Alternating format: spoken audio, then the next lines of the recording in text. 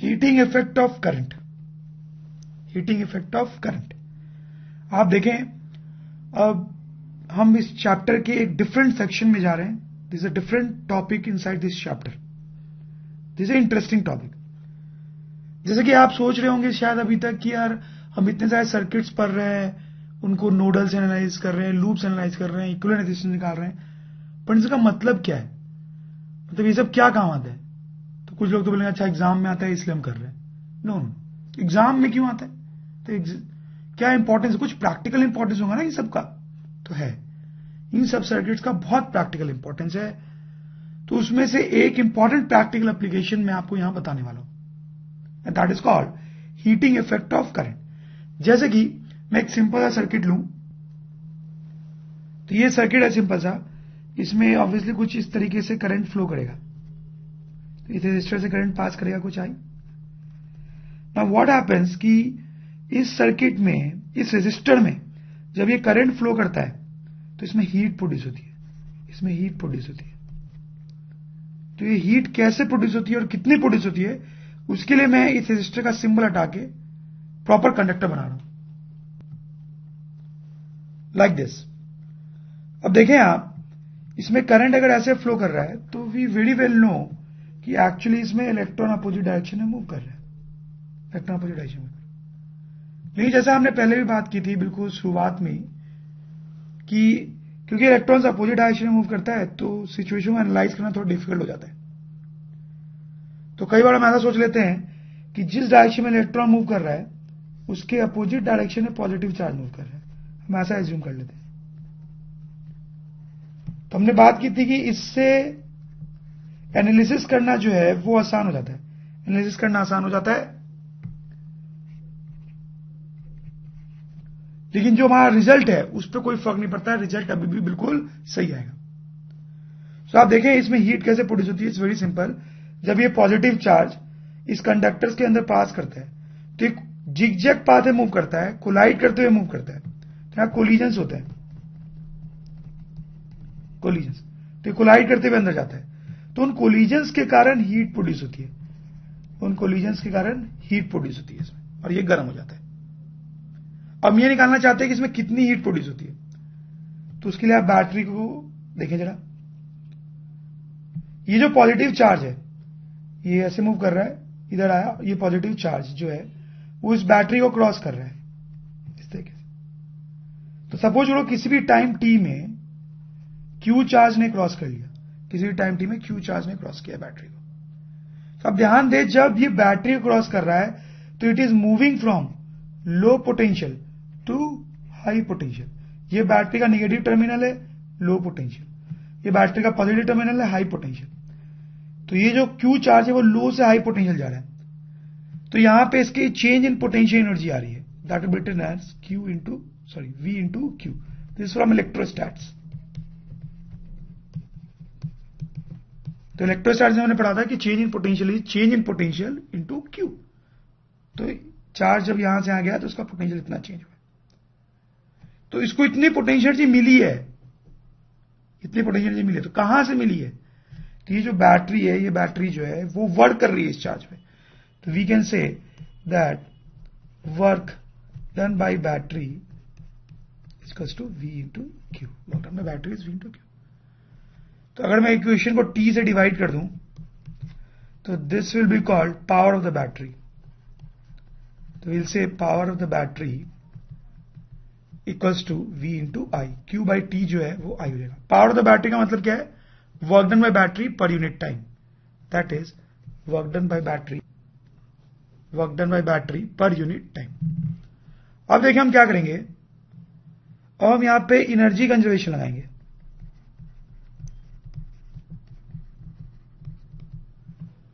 और energy conservation से हम बोलेंगे बैटरी जितना वर्क कर रही है उतना ही हीट यहां पे प्रोड्यूस हो रहा है। तो we can say heat produced in unit time equals to V into I. तो इसको हम ऐसे भी लिखते हैं power P equals to V into I, जो पी का मतलब है heat produced in unit time. तो ये हमारे पास हीट आ गया, that is V into I. और यही फॉर्मूला है वर्क डन ऑफ बैटरी का भी. This is very important. और जितना बैटरी वर्क कर रही है उतना हीट प्रोड्यूस हो रहा है. ये जो फॉर्मूला है आपको पता होगा, इसको हम थोड़ा मॉडिफाई करके भी लिख सकते हैं. और यहां पे ओम्स लगाए हम तो V को लिख सकते हैं IR. तो यहां से हमारे पास आ जाएगा I²R. तो ये भी फॉर्मूला हो गया एक. अब इसी फॉर्मूले में अगर हम ओम्स लॉ I के लिए लगाते हैं, I के लिए, तो वहां पे हम लिखते हैं V/R.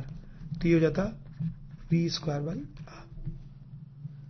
तो यानी हीट प्रोड्यूस का ये भी एक फॉर्मूला है जो आपको याद होना चाहिए, और ये भी एक फॉर्मूला है जो कि आपको याद होना चाहिए. तो आप थोड़ा सा ध्यान रखिए यहां पे 2-3 चीजें कि basically work done by battery V × I आया था. Work done by battery is V × I. वही हीट भी प्रोड्यूस हो रही है. तो ये बेसिक फॉर्मूला है हीट प्रोड्यूस का. This is a fundamental formula जो डेरिवेशन से है. उसके बाद ये जो फॉर्मूला है और ये जो फॉर्मूला है ये तो उसमें ओम्स लगाने के बाद है, बट ये भी आपको याद होना चाहिए. तो जैसा मैंने आपको बताया कि बहुत प्रैक्टिकल एप्लीकेशन होता है इस हीटिंग इफेक्ट का. तो उससे कुछ एग्जांपल्स यहां पे बनाए मैंने. जैसे बल्ब जो जलता है, बल्ब वो कुछ नहीं होता है, एक रेजिस्टर ही होता है. इसको फिलामेंट बोलते हैं. जब इससे करंट फ्लो करता है तो ये हीटेड हो जाता है, फिलामेंट बिकम्स हॉट. और ये ऐसी चीज का बना होता है कि इसकी प्रॉपर्टी होती है कि गर्म होने के बाद ये चमकने लगता है, ग्लो करने लगता है, तो हमें लाइट मिलती है इससे. So that is how bulb works. और भी बहुत सारे एग्जांपल है, जैसे कि रूम हीटर्स. विंटर्स में आपने रूम हीटर यूज किए होंगे, तो उसमें भी क्या होता है, उसमें रेजिस्टर होता है बहुत बड़ा सा, उसमें करंट फ्लो करता है, और इसमें करंट फ्लो करने पे गर्म हो जाता है, तो हमें हीटिंग मिलती है. जैसे कि विंटर्स में आपने पानी गर्म करने के लिए कुछ ऐसा डिवाइस यूज किया होगा, वो भी क्या है, इसी का एग्जाम्पल है. ये रेजिस्टर होता है बेसिकली, इसमें करंट फ्लो करता है तो ये गर्म हो जाता है. और ये भी बहुत कॉमन एग्जांपल है, कपड़े आयरन किए होंगे आपने, तो उसमें भी क्या होता है, इलेक्ट्रिसिटी की हेल्प से हम आयरन गर्म हो जाता है और उसके हेल्प से हम कपड़े आयरन करते हैं. आप देख सकते हैं these are some basic practical applications of this chapter. और भी बहुत हाई प्रोफाइल एप्लीकेशंस होते हैं जो कि हम तो अभी नहीं देख पाएंगे. देखें ये सिंपल सा एग्जाम्पल करें, पर इसमें कुछ छोटे पॉइंट्स हैं जो ध्यान रखने बहुत जरूरी है. सिंपल सर्किट आपको दिख ही रहा है. इसमें हमें बैटरी का वर्क डन निकालना है पहले पार्ट. तो ये पावर ऑफ बैटरी आ गया. सेकेंड पार्ट में you have to find heat produce across 3 ohms in unit time. इस रजिस्टर के क्रॉस हीट प्रोड्यूस निकालना है इन यूनिट टाइम. तो उसको मैं सिंपल P से डिनोट कर देता हूं.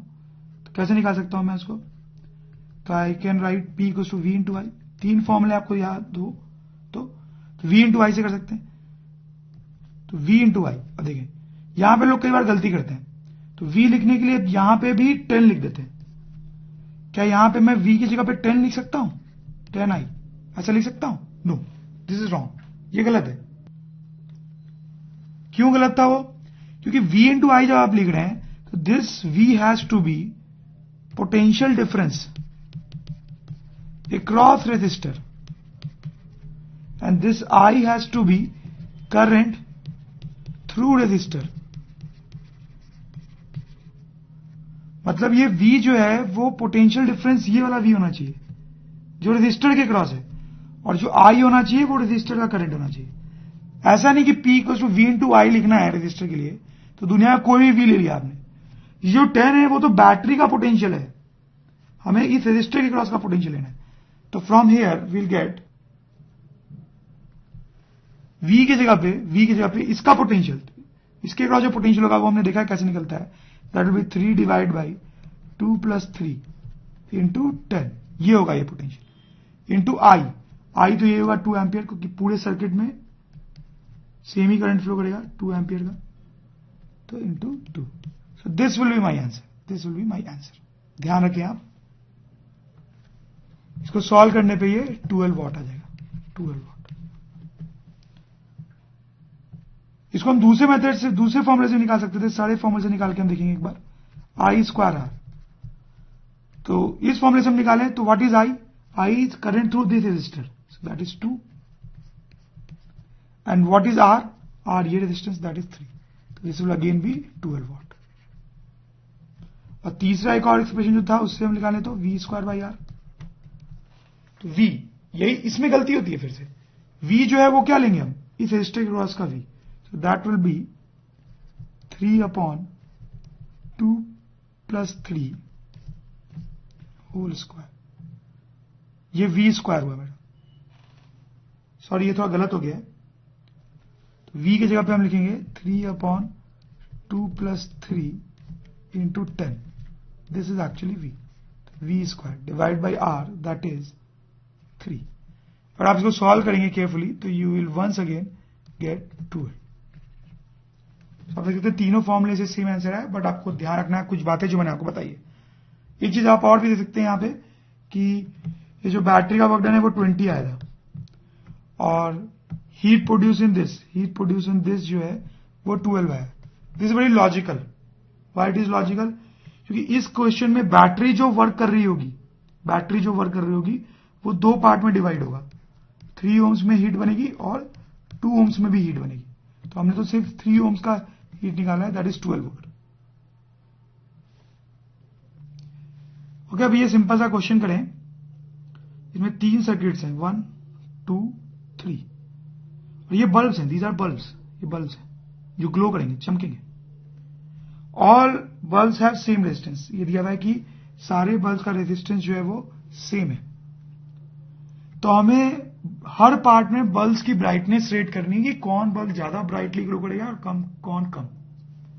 तो देखें, सबसे पहले ये देखें, इसको आप नोडल से सोचें। यहां पोटेंशियल हम 0 लेंगे तो यहां ई हो जाएगा, E is the E of the battery. यहां भी ई और फिर यहां भी, यहां 0 तो यहां भी 0 और यहां भी 0। अब देखें, इसके क्रॉस जो पोटेंशियल डिफरेंस है वही पोटेंशियल डिफरेंस इसके क्रॉस भी है। तो यहां पे आप पावर का formula v square by R use करें। तो v दोनों के क्रॉस सेम है और r भी सेम है। इसका मतलब P1 is equal to P2, मतलब दोनों में सेम पावर हो रहा है, दोनों में सेम हीट प्रोड्यूस हो रही है, दोनों की ब्राइटनेस भी सेम। ब्राइटनेस जो होती है वो पावर से रिलेटेड होती है। Brightness is related to power, more brightness. Okay, now let's look at this. इसमें आप देखें कि दोनों सीरीज में तो सेम करंट फ्लो करेंगे। तो यहां पावर का ये फॉर्मूला यूज कर लेते हैं, I स्क्वायर R। I दोनों में सेम है, R भी सेम है, इसका मतलब दोनों की पावर सेम होगी, दोनों का ब्राइटनेस भी सेम होगा। अब ये चीज भी नोट करें कि यहां पे मैंने ये फॉर्मूला का इस्तेमाल किया और यहां पे, तो जो फॉर्मूला जहां ज्यादा कन्वीनियंट लगे आपको वो आप यूज करें। हालांकि आप कोई भी फॉर्मूला यूज करेंगे तो आंसर तो सेम ही आएगा। यहां देखें, ये भी आसान ही है लेकिन बाकी दोनों से थोड़ा ज्यादा एडवांस्ड। पहले 1 और 2 को देखें, तो इसमें जो करंट आई होगा वही करंट आई इसमें भी होगा, दोनों में सेम करंट। सिंपल सी बात है सीरीज में। तो इसका मतलब P1 will be equal to P2। इसकी बात करें, अब इसकी बात कई तरीके से की जा सकती है। नोडल यूज करेंगे तो आई थिंक आपको अच्छे से समझ में आएगा। यहां पोटेंशियल 0 ले लेता हूं तो यहां का भी 0, यहां का भी 0। यहां का पोटेंशियल अगर मैंने E ले लिया तो यहां का भी पोटेंशियल E और यहां का भी पोटेंशियल E। अब ये थर्ड वाला है बल्ब है पावर 3, तो वो अगर मैं लिखूं तो that will be v square by R से E स्क्वायर बाई आर। और ये जो पहले वाला बल्ब है फॉर एग्जांपल, उसका पावर अगर मैं लिखूंगा इस फॉर्मूले से v स्क्वायर बाई आर से। अब देखिए, इसके क्रॉस v कितना है, इसके क्रॉस तो v मैंने E के बराबर लिख दिया। इसके क्रॉस v कितना होगा? क्या ये भी E के बराबर है? नहीं, ये E से कम होगा, क्योंकि E पोटेंशियल तो इन दोनों बल्ब को मिला के उनके क्रॉस है। इसके क्रॉस जो पोटेंशियल है that will be less than E। तो clearly you can see from here कि P3 is greater than P1। और ये तो हम पहले बात कर चुके हैं कि P1 और P2 क्या है बराबर। तो ये हमारा आंसर हो गया। इसका मतलब ये ब्राइटेस्ट होगा, brightest, this is brightest. Okay, so let's do this question. इसमें एक सर्किट दिया हुआ है, आपको R1 निकालना है और R2 निकालना है। Find R1 R2। Given is all bulbs glow equally bright. सारे बल्ब जो है वो इक्वली ब्राइट ग्लो कर रहे हैं। तो इसका मतलब क्या है? सब इक्वली ब्राइट कर रहे हैं, इसका मतलब ये है कि सबका पावर सेम है, सेम पावर। ओके, इसका यूज करते हुए हम R1 R2 निकालते हैं। तो पहले तो आप इन दोनों को ही देखें, इन दोनों को अगर देखें तो दोनों सीरीज में है, तो दोनों में करंट सेम होगा। तो हम लिख सकते हैं P1 equals to I R1 square and P2 equals to I R2 square, and as P1 equals to P2 so it clearly means that R1 is equals to R2। तो पहले ये तो आ गया हमारे पास कम से कम कि दोनों रेजिस्टर जो है वो सेम है, दोनों सेम है। अब इनकी वैल्यू कैसे निकालें? तो इसमें आप नोडल कर सकते हैं चाहे तो। अगर आप नोडल लगाएं तो सपोज करें यहां पोटेंशियल हमने 0 ले लिया है और यहां पोटेंशियल E है, E यहां पोटेंशियल 0, यहां E, तो यहां भी 0 होगा और यहां भी E होगा पोटेंशियल। यहां जो बीच वाला पॉइंट है, ये वाला पॉइंट, यहां क्या लगता है आपको पोटेंशियल? अब क्योंकि दोनों रेजिस्टर आइडेंटिकल है तो यहां पे जो पोटेंशियल है दैट शुड बी E/2। यहां पे E/2 पोटेंशियल होगा ताकि इसके क्रॉस जो पोटेंशियल डिफरेंस हो वही पोटेंशियल डिफरेंस इसके क्रॉस भी हो। सही बात। अब आप क्या करें कि P2 और इसको रजिस्टर 3 बोल लें और P3 इन दोनों के पावर को इक्वेट कर दें, क्योंकि सब में पावर सेम है तो इन दोनों का पावर सेम होना चाहिए। तो P2 को हम लिख सकते हैं E/2 whole square upon R2, V square by R use कर रहा हूं। P3 को लिख सकते हैं इसका power E square by R3। तो from here will get 1/4, E cancel हो गया, R2 equals to 1/R3। So from here we get R2 equals to R3/4 and that is 10/4 ohms. So that is our answer. Rating और specification of bulb. Market में जो bulbs आते हैं, bulbs, उनके ऊपर दो नंबर्स लिखे होते हैं जनरली, एक वोल्ट में और एक वॉट में। तो ये जो नंबर्स होते हैं इनको हम रेटिंग और स्पेसिफिकेशन बोलते हैं। इसका मतलब क्या होता है? इसका मतलब ये होता है कि अगर इस बल्ब को आपने एक बैटरी के क्रॉस कनेक्ट कर दिया, इसका पोटेंशियल डिफरेंस 220 वोल्ट है, तो इस बल्ब में जो हीट प्रोड्यूस होगी, इसका जो पावर होगा दैट विल बी 60 वॉट। ये मतलब होता है इसका। कई बार क्वेश्चन में आपको ऐसे रेटिंग दी हुई होगी, तो क्वेश्चन सॉल्व करने के हिसाब से तो आपको ये समझना है कि इन दोनों की हेल्प से हम रेजिस्टेंस निकाल सकते हैं, रेजिस्टेंस निकाल सकते हैं इस बल्ब का। कैसे निकाल सकते हैं आप देखें, जो पावर होता है उसको हम लिख सकते हैं V स्क्वायर बाई R। तो वी कैन से कि R is equal to V square by P। ये इस तरह से हम रेजिस्टेंस निकाल सकते हैं इस एक्सप्रेशन को यूज करके। जैसे कि इस केस में जो रेजिस्टेंस होगा इस बल्ब का that will B 220 square divide by 60। तो ये जो आएगा वो इस बल्ब का रेजिस्टेंस आएगा। जैसे देखें एक क्वेश्चन करते हैं अपन। ओके, सो दो पार्ट है क्वेश्चन के। फर्स्ट पार्ट में दो बल्ब सीरीज में और यहां पे दो बल्ब पैरेलल में। ऐसा दिया हुआ है कि same V rating for all, सबकी वोल्टेज रेटिंग जो है वो हमें सेम लेनी है। तो बताना क्या है, विच बल्ब ग्लोज ब्राइटर, तो कौन सा बल्ब ब्राइट ग्लो कर रहा है, बोथ द केस में ये बताना है। तो क्या करेंगे आप देखें, सिंपल ही इसका सोल्यूशन। तो मैंने आपको बताया कि रेटिंग दी हुई हो तो यहां पे वोल्टेज रेटिंग सेम लेनी है और पावर रेटिंग दी हुई है। तो अगर रेटिंग दी हुई हो तो आप रेजिस्टेंस निकाल सकते हैं। तो बस वही काम करेंगे अब।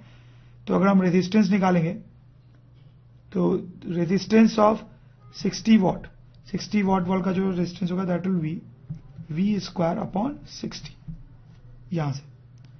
और जो मेरे पास 100 वॉट का बल्ब है ये वाला, उसका रेजिस्टेंस आ जाएगा V स्क्वायर डिवाइड बाई 100। अच्छा कुछ ये दोनों का रेजिस्टेंस आ गया। अब पहले पार्ट को मैं सॉल्व करूं तो आप देखें ये दोनों सीरीज में, तो दोनों में करंट सेम होगा। तो यहां पे आप पावर का फॉर्मूला लगाएं I स्क्वायर R। तो यहां से 60 का पावर आ जाएगा हमारे पास I square V square by 60 और 100 का पावर आ जाएगा I square V square upon 100। You can clearly see कि power of 60 volt is more than power of 100 volt. इसका पावर ज्यादा है, यानी कौन ज्यादा ब्राइटर ग्लो करेगा, this. So this bulb will be brighter, ये ब्राइटर होगा। सिंपल। अब सेकेंड पार्ट करते हैं। ये अगर हम करें तो इसमें दोनों में जो करंट होगा इन दोनों में वो अलग अलग हो सकता है। ये पैरेलल है, दोनों में करंट अलग अलग हो सकता है। इसमें I1 और इसमें I2। तो इसमें ये आई स्क्वायर आर वाला फॉर्म हम चाहे तो यूज कर सकते हैं, उससे भी आंसर आएगा, बट कॉम्प्लिकेट हो जाएगा। तो हमारे पास तो बहुत सारे फॉर्मूले हैं ना, आप यहाँ पे power equals to V square by R वाला फॉर्मूला यूज करो, क्योंकि यहां पे अगर हम पोटेंशियल जीरो ले ले तो यहां भी जीरो और यहां ई तो फिर यहां भी, तो इसका मतलब है कि दोनों बल के क्रॉस जो पोटेंशियल डिफरेंस है वो सेम है, इसके क्रॉस भी और इसके क्रॉस भी। तो v कांस्टेंट है, तो यहां सोचना आसान होगा। तो पावर अक्रॉस 60 कितना आ जाएगा मेरे पास v स्क्वायर बाई आर से, तो that will be E square divide by R, तो that will be v square into 60, और power across 100 watt that will be again by this formula E square, v की जगह